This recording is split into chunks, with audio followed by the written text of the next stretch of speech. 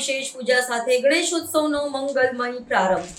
મુંબઈમાં આજથી 10 દિવસીય ગણેશોત્સવનો ભક્તિભાવપૂર્વક પ્રારંભ થયો છે। આ પવિત્ર અવસરની શરૂઆત પ્રભાદેવી સ્થિત સુપ્રસિદ્ધ શ્રી સિદ્ધિવિનાયક મંદિરમાં સવારની વિશેષ પૂજા અર્ચના અને આરતી સાથે કરવામાં આવી હતી, જેની સાથે જ સમગ્ર મહાનગરીમાં ઉત્સવનો ઉમંગ વ્યાપી ગયો છે। ગણેશ ચતુર્થીના પ્રથમ દિવસે સિદ્ધિવિનાયક મંદિરમાં દર્શન માટે વહેલી સવારથી જ હજારો શ્રદ્ધાળુઓની લાંબી કતારો જોવા મળી હતી। મંદિરમાં ગણપતિ બાપાના દર્શને કરી ભક્તોએ ધન્યતા અનુભવી હતી। આ પ્રસંગે મંદિર પરિસર ગણપતિ બાપા મોરિયાના નાદથી ગુંજી ઉઠ્યું હતું, જેણે વાતાવરણને અત્યંત ભક્તિમય બનાવી દીધું હતું। સિદ્ધિવિનાયક મંદિરની સાથે સાથે મુંબઈના અન્ય પ્રખ્યાત ગણેશ મંડળો, જેમાં લાલબાગચા રાજાનો પણ સમાવેશ થાય છે, ત્યાં પણ ગણપતિ પ્રતિમાની સ્થાપના સાથે ઉત્સવનો શુભારંભ થયો છે।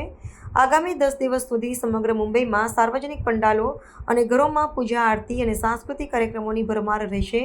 વહીવટી તંત્ર દ્વારા પણ ઉત્સવ દરમિયાન સુરક્ષા અને ભીડ નિયમન માટે વિસ્તૃત વ્યવસ્થા કરવામાં આવી છે।